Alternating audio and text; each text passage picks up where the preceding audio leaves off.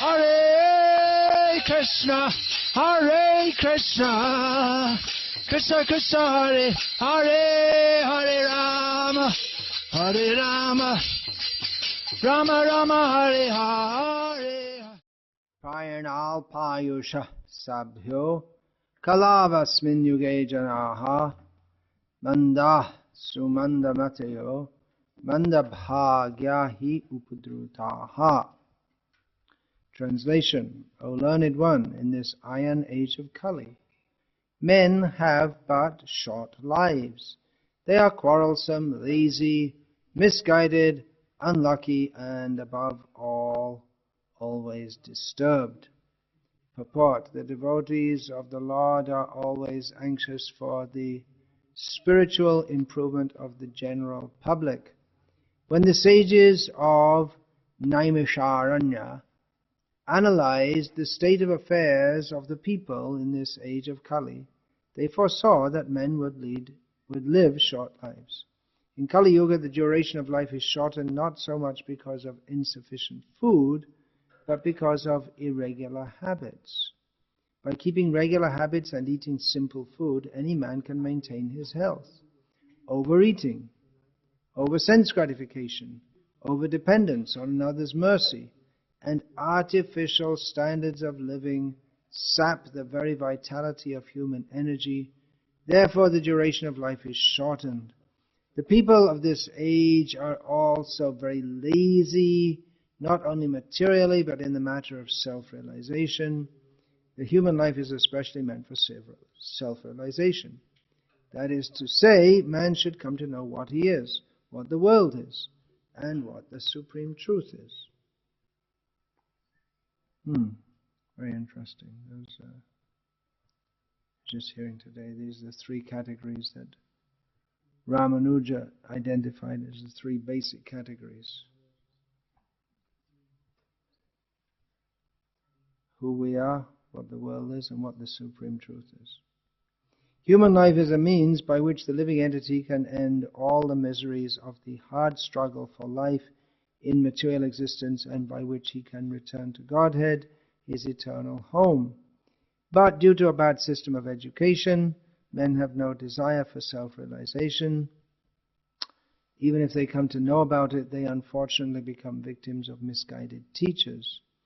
In this age, men are victims not only of different political creeds and parties, but also of many different types of sense gratificatory diversions, such as cinemas, sports, gambling, clubs, mundane libraries, bad association, smoking, drinking, cheating, pilfering, bickerings, and so on. Their minds are always disturbed and full of anxieties due to so many different engagements.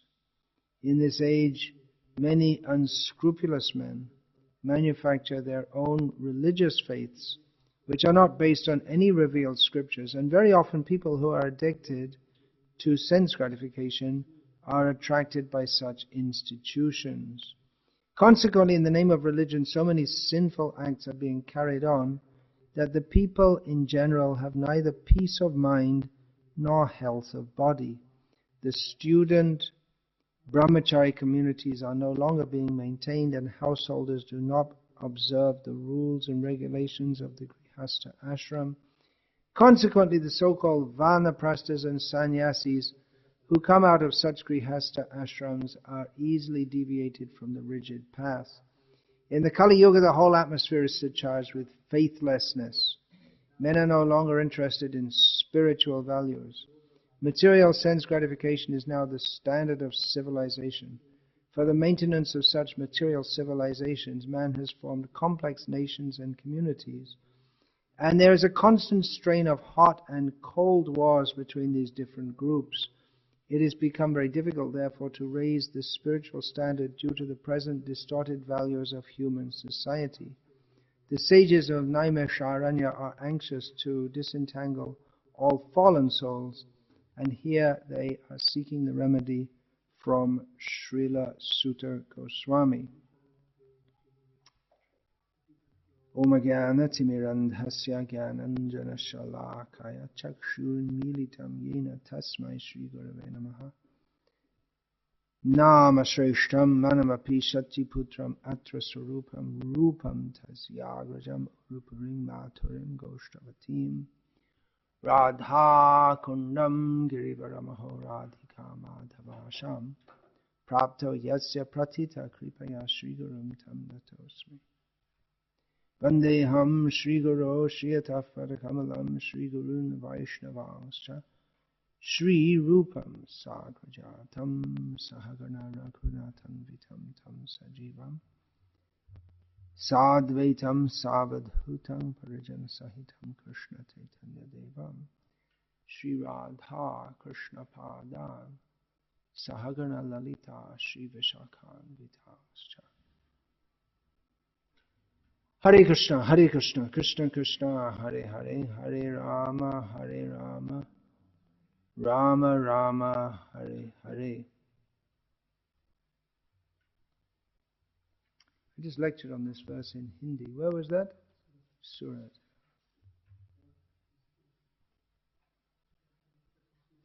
In any purport of Srila Prabhupada, there's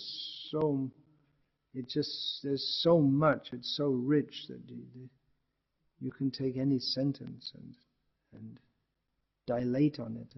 This purport is a summary of the whole world situation, not just, but all of history as we know it today.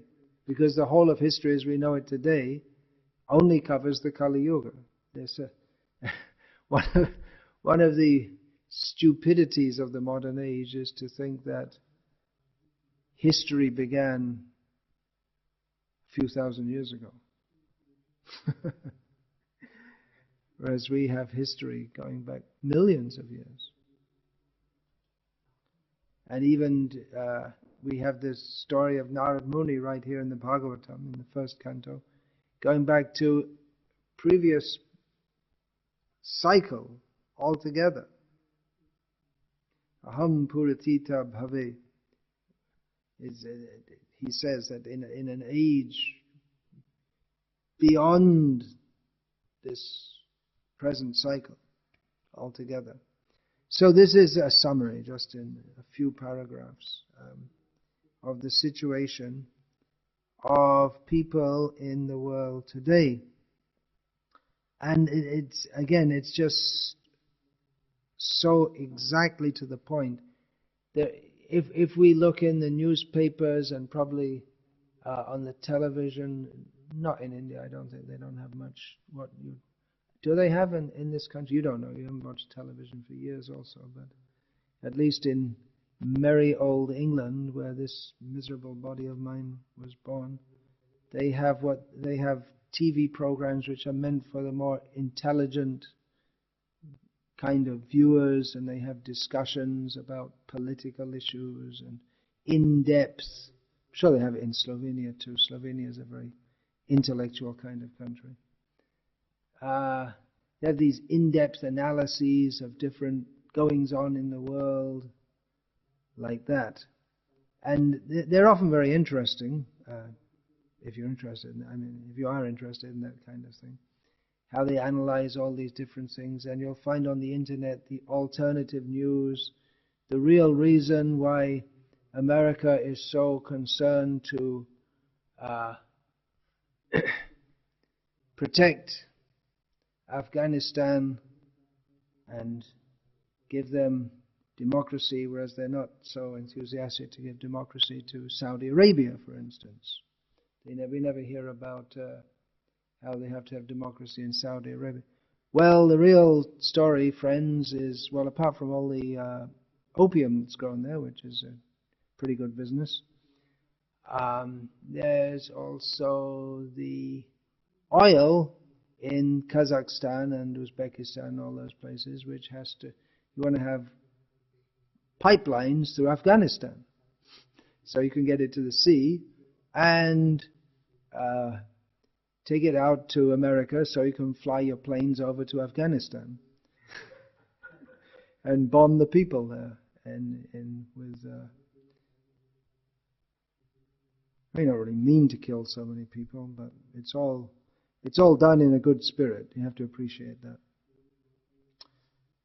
So you can see on all these in-depth analyses, and people even look at history, and they look at history and they come up with different theories. And was Mahatma Gandhi really like this? And recently it came to light that the greatly benevolent Winston Churchill was actually a great demon who deliberately starved millions of people to death in India. Of course, that's not like to get in the history books, because with the help of America, again, Britain won the war, and the winners write the history. So Hitler was a demon, and Churchill was a demon also, but you don't hear so much about that. Anyway, there are so many analyses of human society, and now with elections coming up in America, who will be the next president? And elections coming up here in Gujarat. Will Narendra Modi survive? Probably.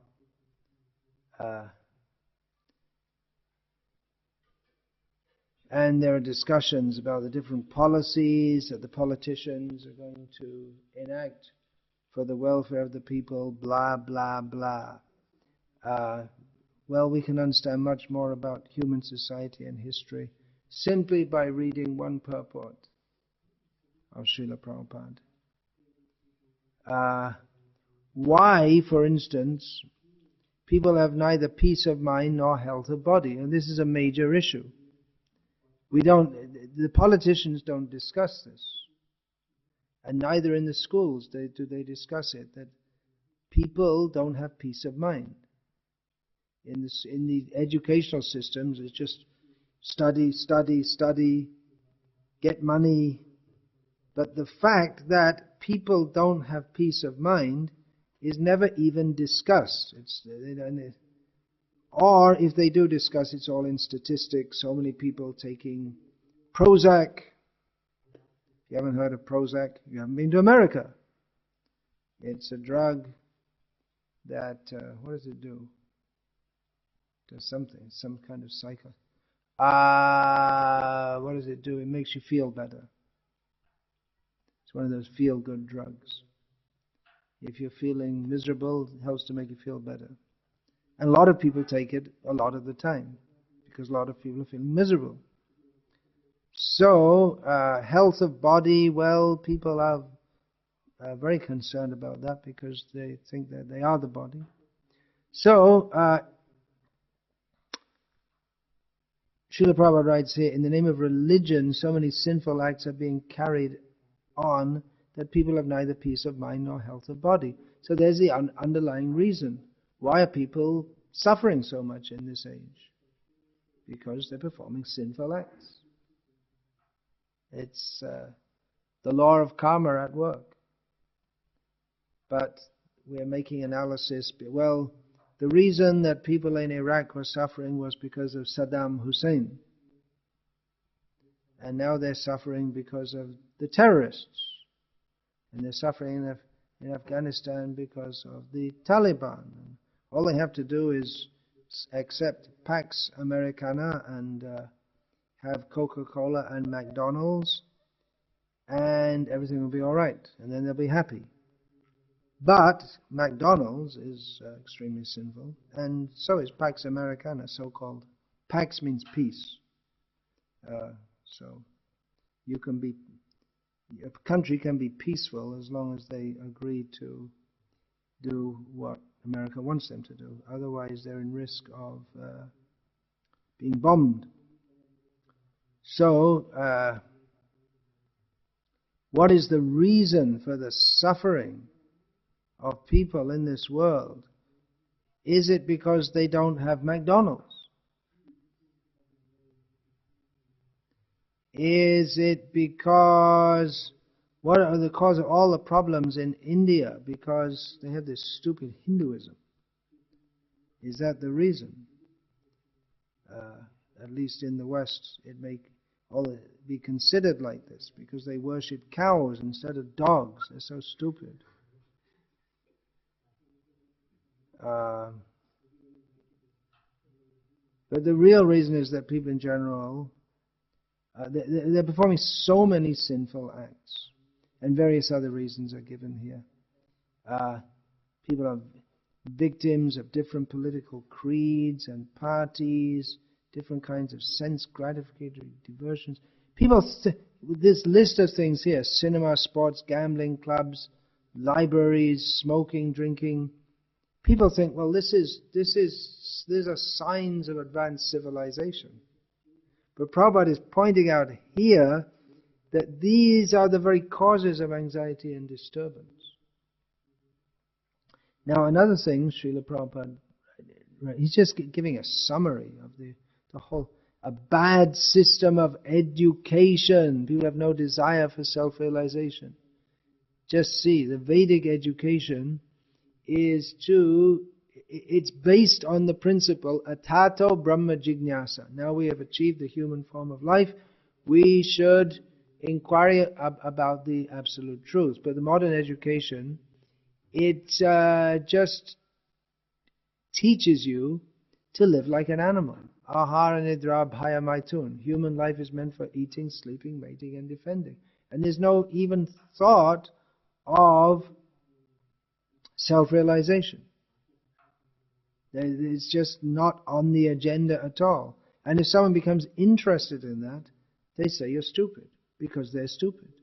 And they want to make you stupid. Modern education is to make you, it's meant to keep people in animalistic consciousness. A bad system of education. Then what else? Srila Prabhupada writes about here different political creeds and parties in the name of religion. There's one particular line I wanted to.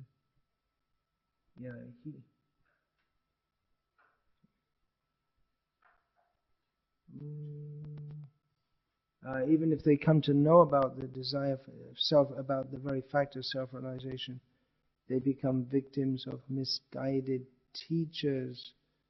Victims. Prabhupada uses this word, victims. It's a very strong word to use. But what do I want to say here? It's a completely different perspective to say that people are victims. No one talks about a victim of a different political creed. A victim of communism, a victim of Hindutva. Well, you might say that if you're in another party. You see, if you're a staunch supporter of Congress, and your son gets into Hindutva, then you may say, well, he's become a victim of Hindutva. So you may say it like that, but Prabhupada says that all the different political creeds and parties, if anyone subscribes to any of them, they're victims. And all these cinemas, sports, gambling, clubs, people saying, well, if you can go to a cinema, that's great. That's wonderful. In the last generation, the cinema and TV has reached out to the remote corners of India where it didn't used to be. And people think, now we have a cinema in our town. And you think that's a great advantage. But Prabhupada says that you become a victim of a cinema. And we can see that with this recent film, Oh My God, this film. How people, they're so stupid, they go to the cinema and they see a film, and all of a sudden they think that going to temples is bad, chanting the names of God is bad, and just by watching some movie. So they become a victim of gambling, clubs, mundane libraries. what's the solution to all of this? Well, the solution is right there in the Bhagavatam. Krishna swadhamo pagate dharma jnanadibhi saha kalo nashta drisham esha purana kodhunoditaha. That Krishna has gone back to his own place.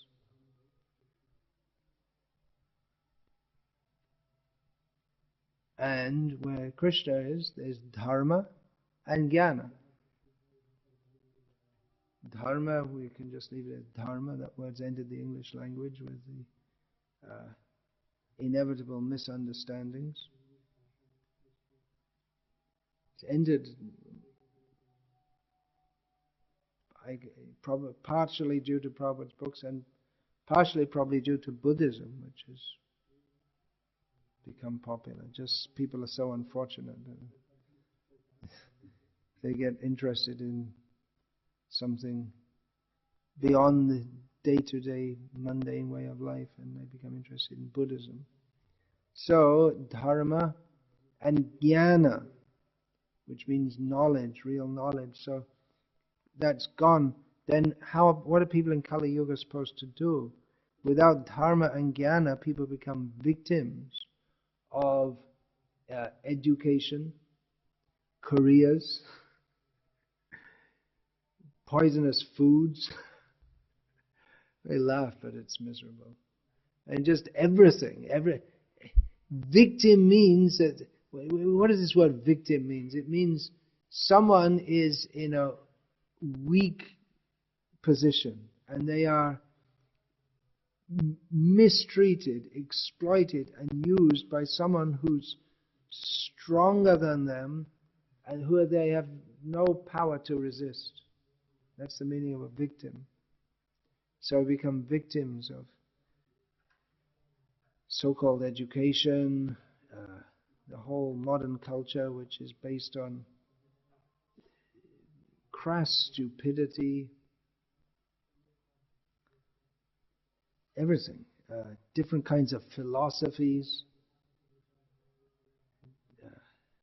So many people, so many different philosophies, because people don't adhere to scripture, and then they come up with so many different philosophies. And even if there is scripture, then they also interpret it in different ways. This idea that, well, everyone, you just feed all the data or just think into your think box, your brain, and you come out with some different theories. There's so many different theories floating in the world and so many different ways that people are trying to attract our attention and control us and exploit us psychologically. Just like people think they're free in the modern age, but they're not free. They're trained from the beginning of their life. They're psychologically programmed to be victims, to work in a society that just wants to use their labor, and then they get money and then they spend it on all kinds of useless things. And they think the more useless things they get, they think the better my life is. And they're just trained to think like that. So people think they're free, but they're not free. They're psychologically manipulated. So freedom comes from knowledge. People are in ignorance of the purpose of life, and freedom comes through knowledge. When one gets knowledge of the actual purpose of life, then he is liberated from all these diversions, sense gratificatory diversions, as Srila Prabhupada words it. Sense gratificatory diversions. How do you translate that? We saw the book. Anyway, that's up to you. Sense gratificatory diversions. I mean, no one even thinks, unless you read Prabhupada's books, no one even thinks like this. No one can even what does it mean, a sense gratificatory diversion? For someone who's reading these books for the first time, they have to think, what's all that about? Because it's a completely different way of looking at reality. diversion means you're getting taken away from what's the real thing, but then you think the real thing is sense gratification. So, but from the Bhagavat perspective, sense gratification in itself is a diversion from the real goal of life, which is to find Krishna. So it's a completely different way of seeing the world, and that way of seeing the world is given by Krishna as Srimad Bhagavatam. And people have lost their vision due to the dense darkness of ignorance in this age of Kali, can get light from this sun-like Srimad Bhagavatam. That same analogy is given in the Bhagavad Gita by Krishna. Jnanena tu tada jnanam tesham nashitam atmanaha tesham adityavaj jnanam prakashayati tat param. Jnanena tu tada jnanam yesham nashitam. This ajnana, this ignorance, it destroys the self. That, of course, the self is never destroyed, but our actual selfhood, that we are eternal servants of Krishna, that doesn't manifest if we think, or if we don't know that we're servants of Krishna. But when we get knowledge, just like the sun, it's just like the sun rising, in which we can see everything very clearly. So all these different kind of philosophies that float around the world, and people go to different gurus. Here in India at the present time we have various Amas, Bapas, Babas, Sri Sris, and so on, and I suppose they have some kind of something almost resembling something like a philosophy. But they don't help people, because they may give some guidance to people. Just like someone told me that his relatives, after they became so-called disciples of this ashram, then they became vegetarians and they started doing puja every day. So you can say improved their life. So yes, it's something like when you're in complete darkness and you get a little lamp, little candle, and maybe you can start to see something. But then you're also likely to, because you don't have full light, you're likely to missee, just like the famous example of the rope and the snake. That in the semi-darkness, you may see a rope that's coiled up and think that it's a snake that's coiled up, because you can see, but you can't see clearly. And therefore, although there might be something good there, I don't think that this ashram tells his disciples to become vegetarian. I don't know, but even if you do become vegetarians, they have some serious misconceptions. Because they don't have clear knowledge. But when you get clear knowledge, it's just like the sun rising. When the sun rises, you don't mistake a snake for a rope for a snake. Of course, if you mistake a rope for a snake, it's not so bad. If you mistake a snake for a rope, then you could be in a lot of trouble if it's a poisonous snake.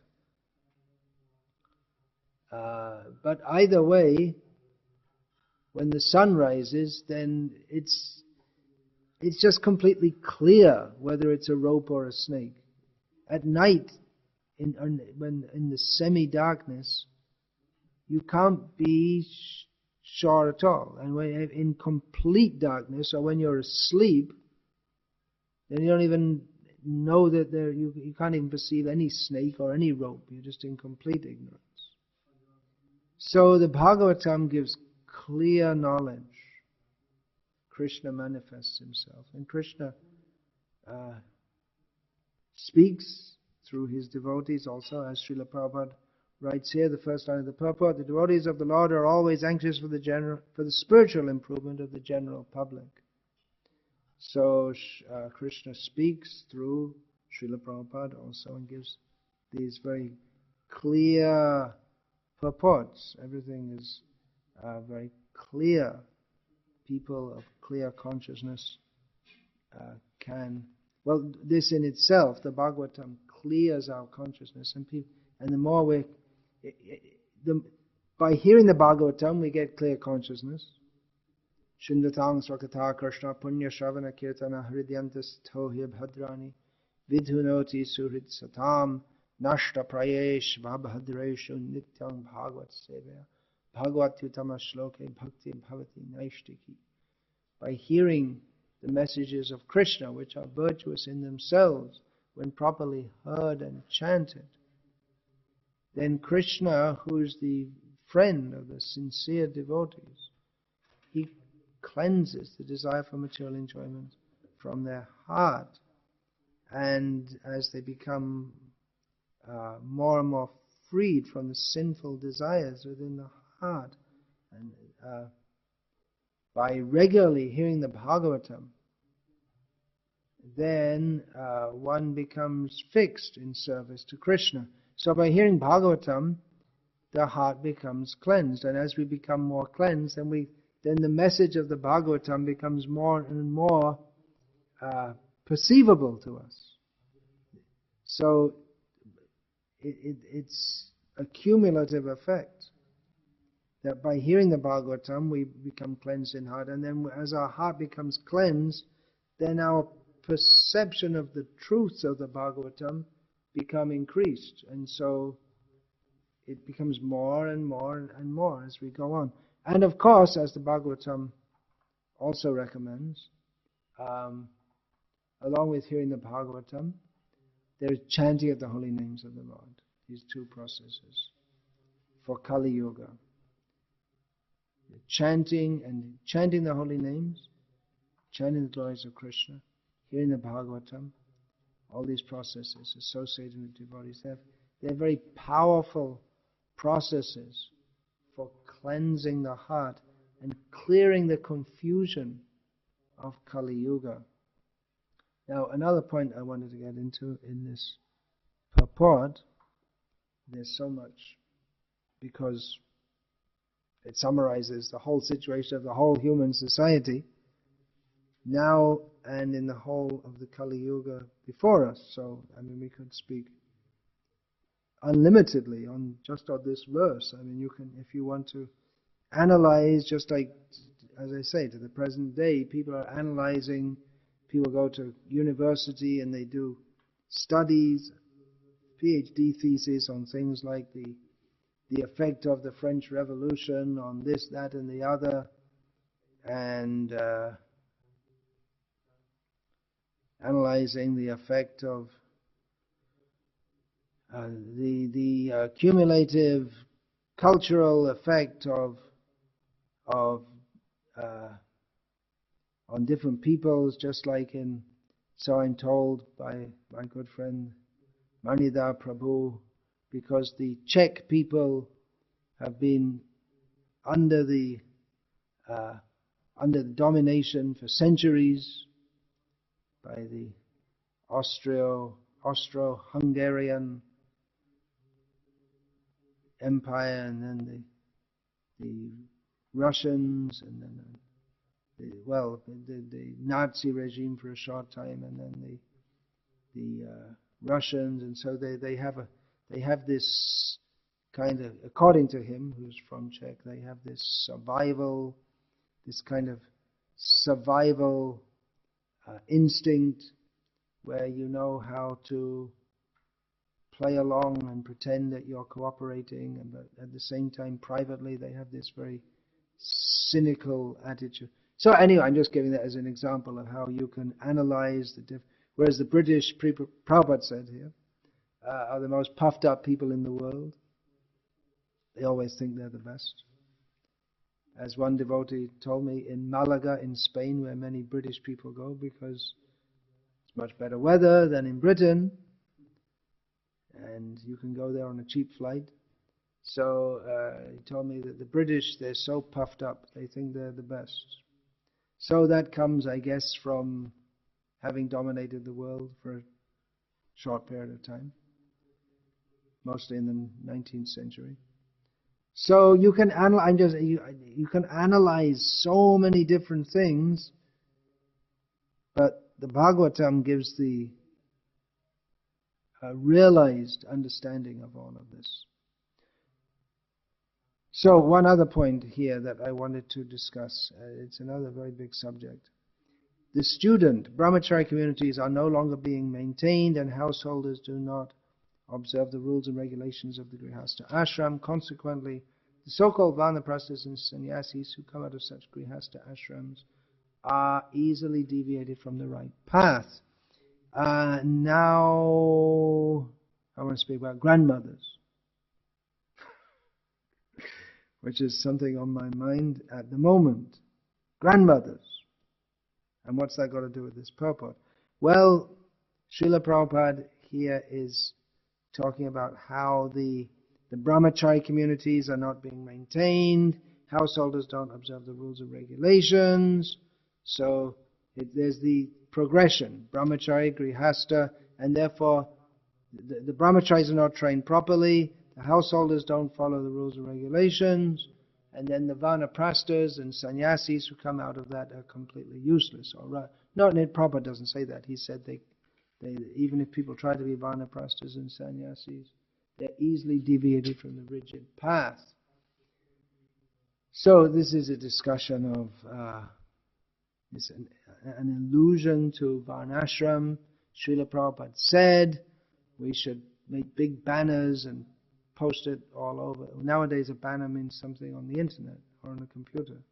So I was going to say we should post them on all our temples, and we can put them on banners on the internet also for all ISKCON related sites. Srila Prabhupada said that 50% of my work is still to be done in Varnashram. Wake up! Wake up! 50% of Prabhupada's work is not done. He left it to us. That is His mercy. Let's not forget it. And be content with not doing it. Just as Srila Prabhupada criticized his own godbrothers for failing to take up the open order of their Guru Maharaj to spread Krishna consciousness all over the world, so future generations will blame us also if we just continue to ignore Srila Prabhupada's open order to establish Varnashram as the social Krishna's antidote to the mass discontent and lack of peace of mind and health of body of society all over the world. So where does the grandmother discussion come in here? Well, at the present time within our society there is a highly divisive controversy over whether or not women should act as Diksha gurus. Without getting into all the details of that, I would like to suggest that women are gurus and definitely should be gurus, must be gurus, but primarily in the way that is given in Shastra as being mothers. The mother is the first guru. And if mothers are not motherly, I mean, mother is not just a biological function. It means a lot more than when you say my mother. You're not just talking of, when you think about your mother, you don't just think of the particular organism out of which your body popped out of. But it's being a mother is a lot more than a biological function. It's the essential, the caring for the children and the sacrifice is essential for the emotional development of the children. And probably, arguably, let's put it like this, if we examine why the whole society is so disturbed at the present time, particularly in the countries which promote or become most expert in sense gratificatory diversions, why does it repeatedly happen that kids go to school and kill a bunch of their fellow students? Why does that happen? Why are there gangs of children wandering the streets in big cities in the Western world, ready to attack people and even kill them? How does that happen? Well, one major reason is that they don't come from a stable, secure, caring family background, in which the central figure is the mother. Now, if young girls are not trained as mothers, which is their natural disposition, which is why girls they have little dolls, because they like to have, or in traditional societies where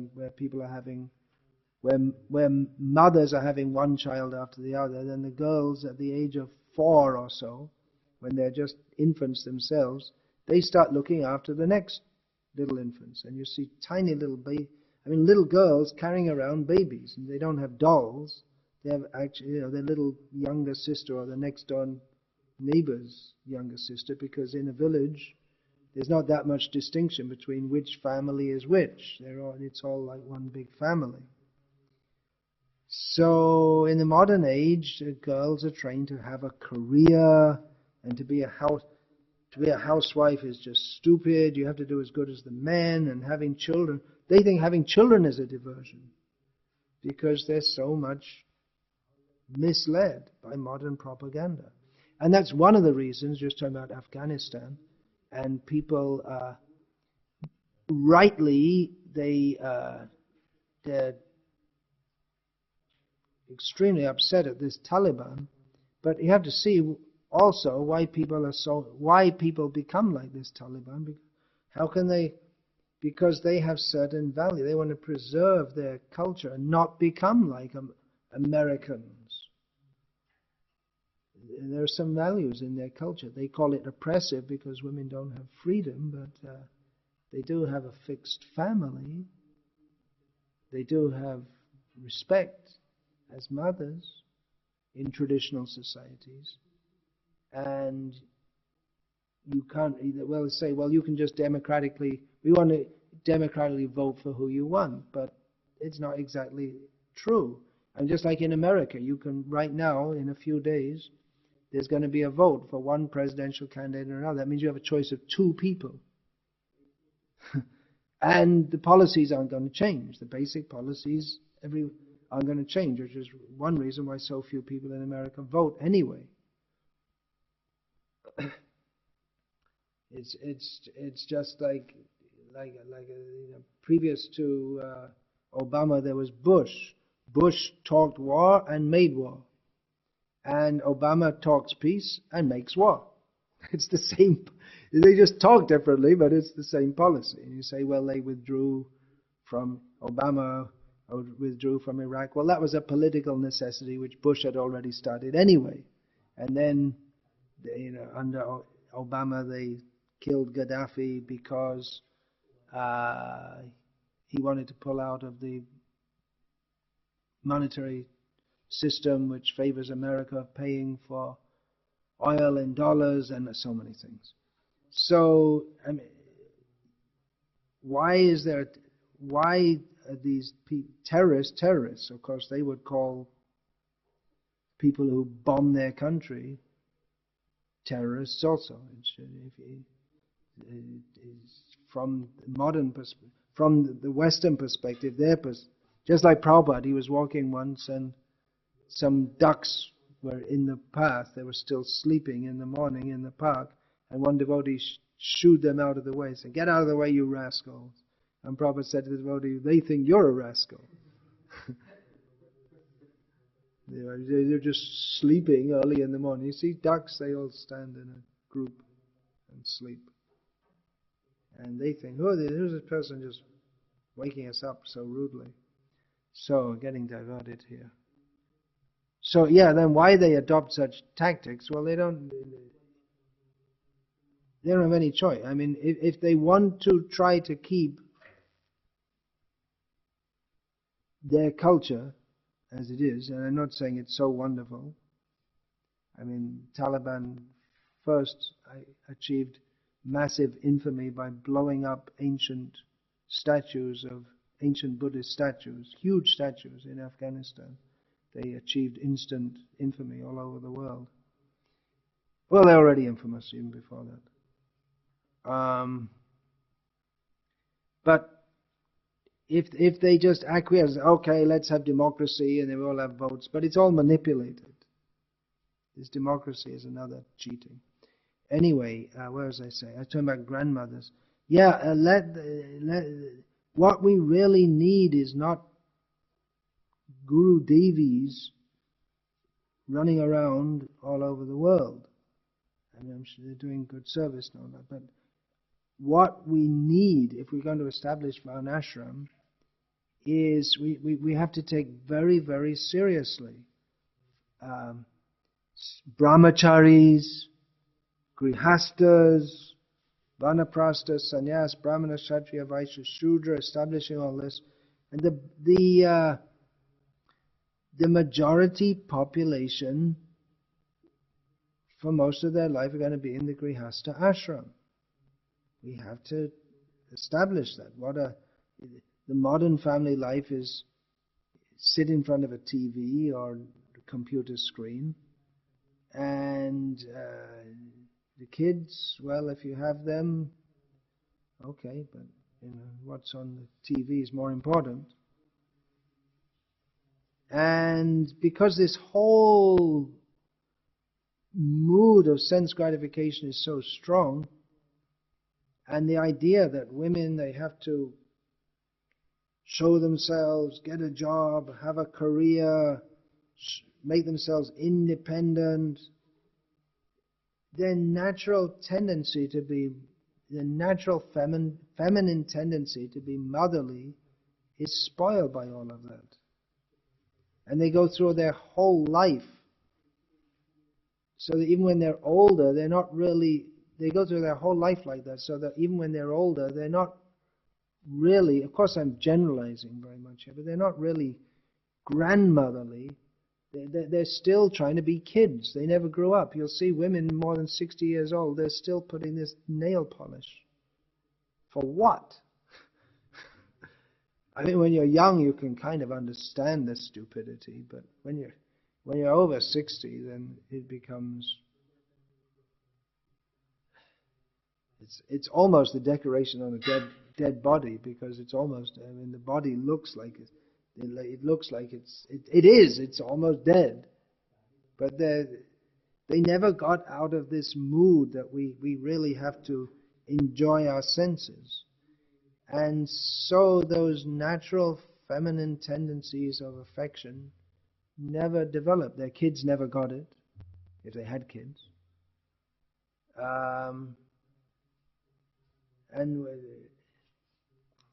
And then there's no one to guide the next incoming generation. And it's just a disaster, generation after generation, certain to get worse. I mean, I was raised in a completely mleccha culture with no idea of the purpose of life. But in those days, at least, when I was a kid, to a large extent, men were men and women were women.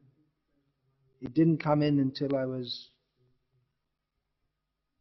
maybe about 10 years old that women started to cut their hair to look like men, and men grew their hair long to look like women, and they all wore the same kind of clothes. So when you look at someone, you're not sure whether they're a man or a woman.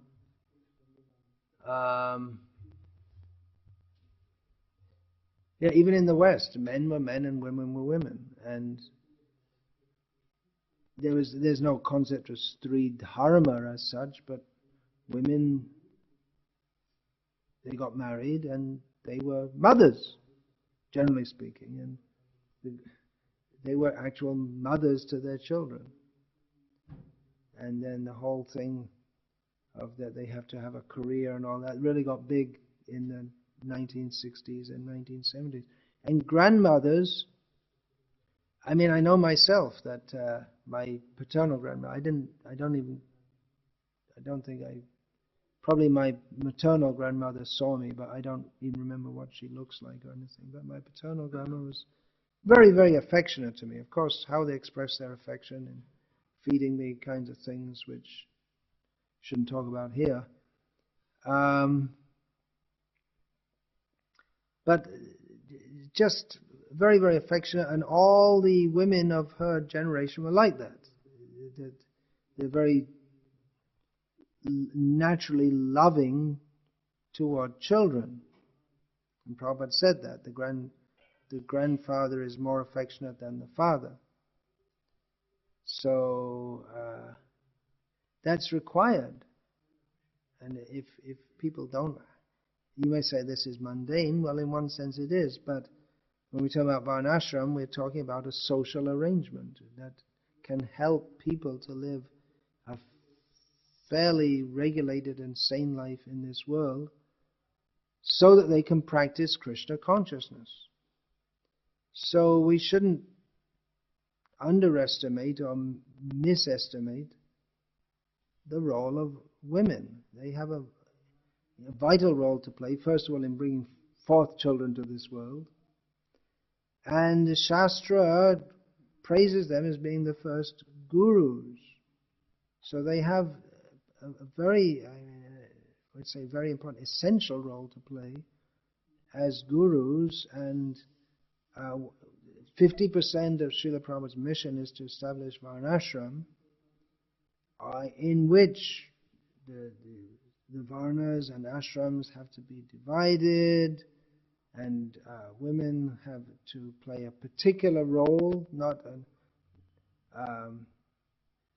Stri Dharma is a particular role essential to Varnashram, which it's to a large extent it's just the natural role that goes, material nature under the guidance of Krishna has given a particular mentality that goes with the female body. I discussed this a lot in that seminar, Women Masters or Mothers.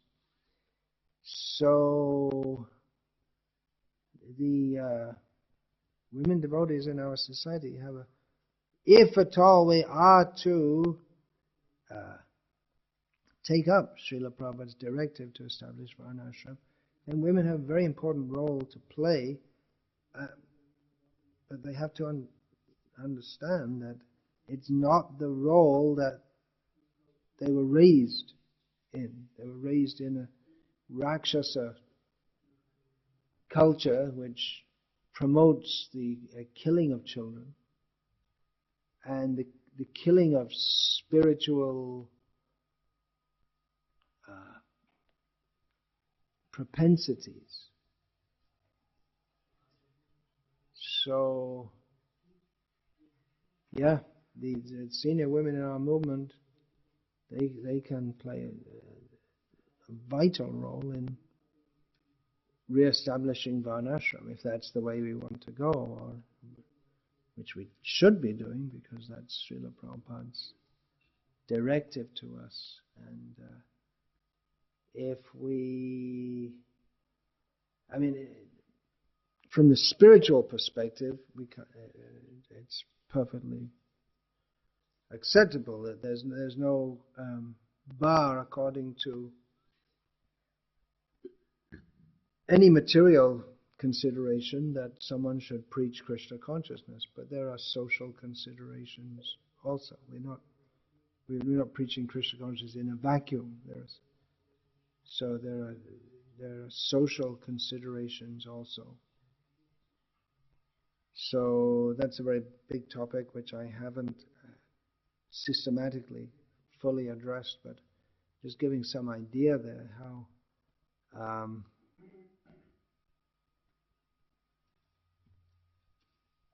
women in our society must be gurus, but first and foremost in the role that Shastra gives for them, the natural role of being the first guides of their children, the first guides. They train them in all the very basic understanding of human culture and dharma and all this kind of thing. By being mothers and then grandmothers and great-grandmothers can be also. So, Hare Krishna. I'll finish there. Yeah, that's all. This whole point is there in my Women's Masters or Mothers seminar. It's all discussed in great detail. This particular point. Yeah.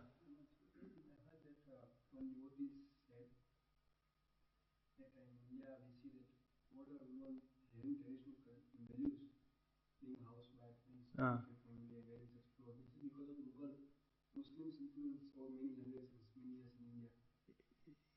You heard a devotee say that women, the present Hindu culture that women follow in India is because of the Mughal influence. Really? What about Sati, Savitri, Sita? They were pre-Muslim, weren't they? The stories that young girls hear and Prabhupada told to, that our girls, the girls born to our children should also hear, to culturally orientate them as faithful, chaste wives. Those stories all took place long before Islam even existed. So it's a pretty weak, no, let's not say pretty weak, it's a totally baseless argument to say that the idea of chaste, faithful women is submissive, serving their husbands, comes from Muslims. It's a terrible argument.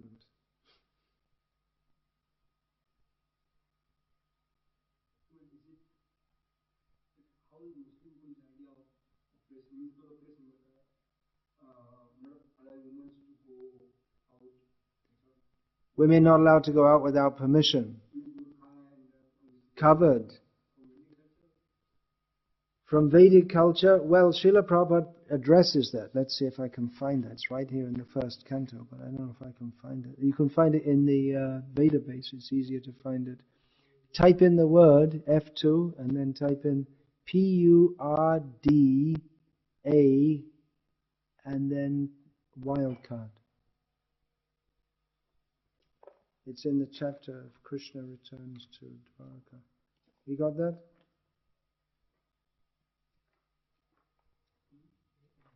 Purd. You can just put Purd and wildcard.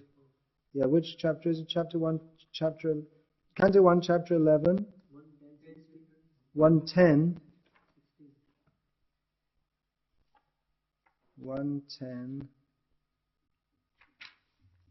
Canto 1, chapter 10, 16. From the purport by His Divine Grace, Srila A.C. Bhaktivedanta Swami Prabhupada, addressing, what was the question? That the Muslims have introduced this idea of women being separate and not going out in public. Well, here Srila Prabhupada's purport: shyness is a particular extra-natural beauty of the fair sex, and it commands respect from the opposite sex. This custom was observed even during the days of the Mahabharata, i.e. more than 5,000 years ago. It is only the less intelligent persons, not well versed in the history of the world, who say that observation of separation of female from male is an introduction of the Mohammedan period in India. So these are supposed to be devotees. Looks like they didn't read Prabhupada's books, because who, if they say this, we can understand that, at least according to Srila Prabhupada, if they accept what Prabhupada says and not what the university scholars say, hopefully there are many devotees still who prefer what Prabhupada says over the university scholars, that such an argument is for less intelligent persons. Prabhupada goes on, this incident from the Mahabharata period proves definitely that the ladies of the palace observed strict parada, restricted association with men, and instead of coming down in the open air where Lord Krishna and others were assembled, the ladies of the palace went up to the top of the palace and from there paid their respects to Lord Krishna by showers of flowers. And Srila Prabhupada goes on, but that's the basic point there.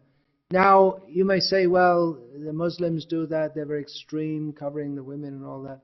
But actually that's been the general culture all over the world. For instance, in my own childhood I saw, and you probably saw in your childhood, though you're from a generation later, but you come from a less developed and civilized country, one that was only recently joined the modern world. I used to see that the men and women in church, the older women would cover their heads with a scarf in the church. And the men and women would be separated, men on one side, the women on the other. And still today in India, when we do religious programs, we don't have to tell, but automatically the men go to one side and the women sit on the other side. I just mentioned this recently, that I'd just been in America, then I came to, next stop was Kuwait, and had a program there with people of Indian Hindu background. So I just noticed at the program in Kuwait that unlike in America, the men and women automatically separate themselves in a public assembly. The men go to one side, sit on one side, and the women on the other. But then I thought that actually, if this was among the Muslims, this is a Muslim country, that they wouldn't even have that. The men and women wouldn't be, the women, they have their own, they don't pray in the same area as the men. They don't perform religious prayers, namaz, they don't do it in the presence of men at all. And not so very long ago in India, in a religious section, just like in a speech like that, which I was giving, a religious speech, then the women and men would be separated by a screen, so that the men and women wouldn't see each other. Bhaktistan Saraswati used to give beads to his female disciples with a screen in between them. That's also called parda, same word as is used here. In Bengali, they call that chick. You know the word chick? So, bamboo screen, something like that. So that was the culture. Now there are all kinds of things people say. That in Kerala, the women used to go with open breasts, and you see ancient iconography shows, just like I saw something just now, an old, it was sent on the internet, and a photo of a wood engraving which shows Sita, Ram, Lakshman and Guha in a boat, and they're all bare-chested, including Sita. That's not the description we get in the Ramayana, but it does suggest, according to iconographers, that that was the standard culture at the time.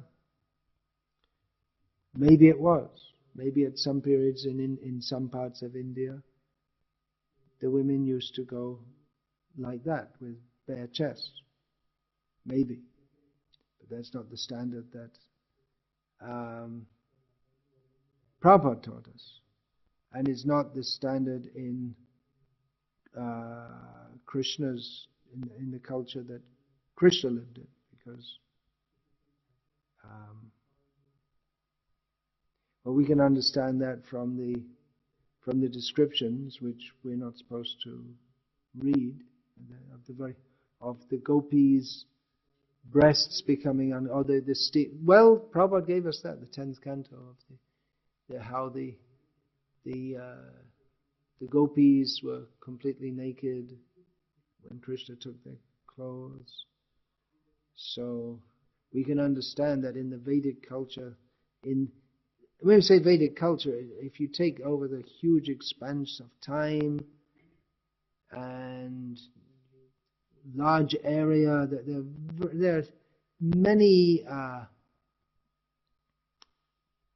variations within it, but the general standard, and the one that certainly the Srila Prabhupada taught to us, was that women remain covered and shy and chaste. So there may be exceptions to that within history in certain areas. Just like in Kerala, it's been a matriarchal society rather than patriarchal. But, of course, Kerala, the culture has always been somewhat different anyway. Now it's less than 50%, well less than 50% Hindu, for want of a better word. But yeah, when we talk about Vedic culture, it's a very broad term, but the kind of Vedic culture that we are aiming, that we as a society should be trying to reintroduce on Srila Prabhupada's order, is the Vedic culture as Srila Prabhupada presented it to us. That requires a lot of intelligence, thoughtfulness, also how to do that. For instance, in the Bhagavatam there's a description of the brahmachari. He holds a stick, he has a mekhala, a belt of grass around his waist, and so on. But Prabhupada dressed his brahmacharis differently, so we can take that. And there may be some different adjustments in course of time. And it may not be uniform throughout the whole world and throughout the whole of ISKCON, but in fact it won't be, because there's different cultures for Brahmanas, Kshatriyas, Vaishyas and Shudras. There are significant cultural differences. So anyway, that's a big topic, very big topic. And I'm going to finish now. Oh, there'll be so many questions about all this. Yeah, okay.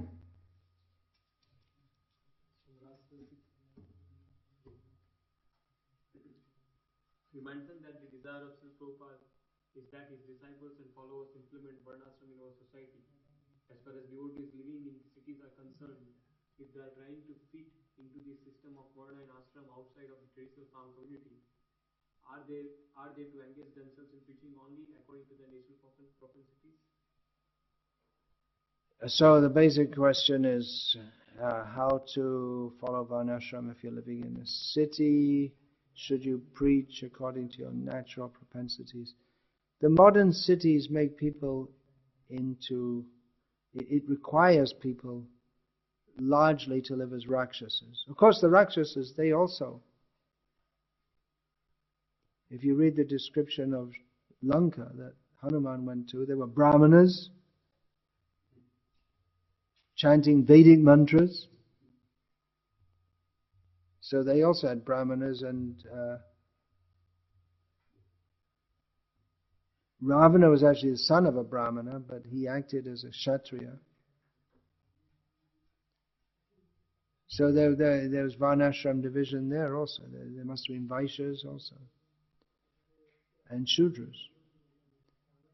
So, but modern society, it's made the whole situation very confused. Mostly people are living and acting as Shudras. Still, at least within the family, these... Well, the first thing I would advise is, if at all possible, and I understand is not that easy, is get out of the city anyway. As I've several times said, even materially, the best advice we can give to young grihastas especially is get out of the city as far away as you can and grow your own food. Because times are coming up ahead, bad times, and if your basic necessity of food, if you can provide that for your family, that's going to be a great achievement. It may be very difficult in future. So materially and spiritually, that's the best advice, to get out of the city. But if you can't do that, well, or if you feel you can't do that, then varnashram is going to be largely theoretical, isn't it? But at least within the family, as far as possible, the husband and wife can live according to the ideal that we see in the Shastra of Sita and Ram. There are so many ideas. At the marriage, the names of the different couples are given. Lakshmi, Narayana, then Sita, Ram, Arundhati, Vashishta, all these names are given. May you be like this, may they bless you. They're the role models. So you can follow that as far as possible. Preaching according to your propensity. Well, preaching is a spiritual function.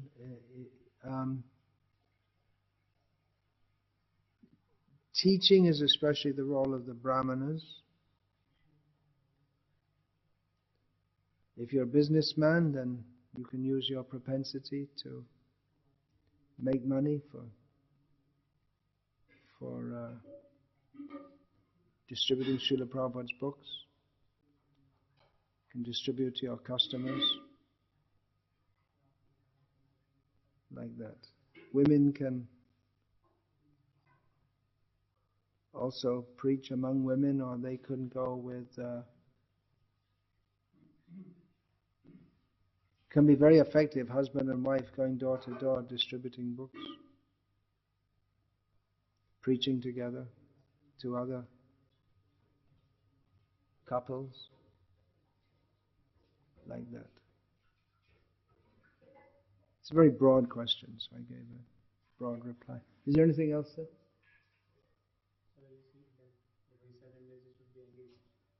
Sorry? The Vaishyas should only engage in book distribution? No. Not they should only engage in book distribution. They can go for Harinam, they can speak to others about Krishna. It's like when the house is on fire, you don't say, well, you have to wait for the firemen to come and put it out. In the meantime, you can, if you have water and a hose, you say, well, I'm not going to put the water on. I'm a Brahmin, so I'm not going to. The hose is there, the water is flowing in the tap. You say, well, that's Shudra's job. I'm not going to do that. If your house is burning down, you have to do what you. It's an emergency. So preaching Krishna consciousness in the world is an emergency. So everyone can take part in that, and should take part in that, to whatever capacity they can.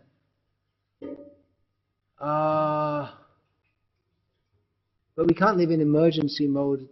Everyone can't live in emergency mode all their life, which is, I suppose, why our movement, one reason our movement has become secularized and compromised, because you can't live in revolutionary mode all your life. Most people, they just can't sustain it, especially if you have a family and children to look after. So without that varnashram structure, then they just want to merge into the broader society, just for some that provides them with the kind of stability that householders need. Of course, it's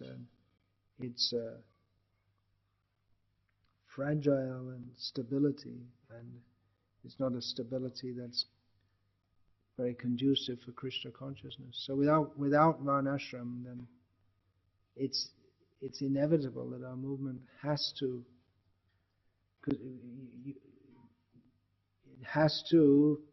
revert to the modern ways of living and thinking, because we can't live without a social system, without being part of a social system. Social system, the most basic function of a social system is to provide for the material needs, ahara, nidra, bhaya, maitun, eating, sleeping, mating, and defending. So in family life, we have to see to that. I mean, even in brahmacharya life, we have to see to that. Typically, traditional brahmacharis would beg from grihastas. So grihastas, they are the backbone of any civilization or society.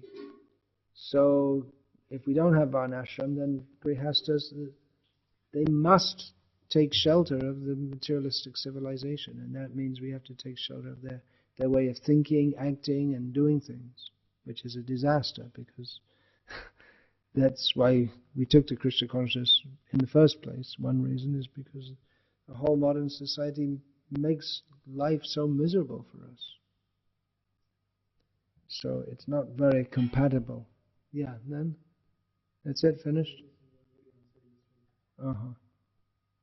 Okay, so you can tell whoever asked that. Okay, let's finish. Hare Krishna. Srila Prabhupada ki jai. Hare Hare Rama, Hare Rama, Rama Rama Hare Hare.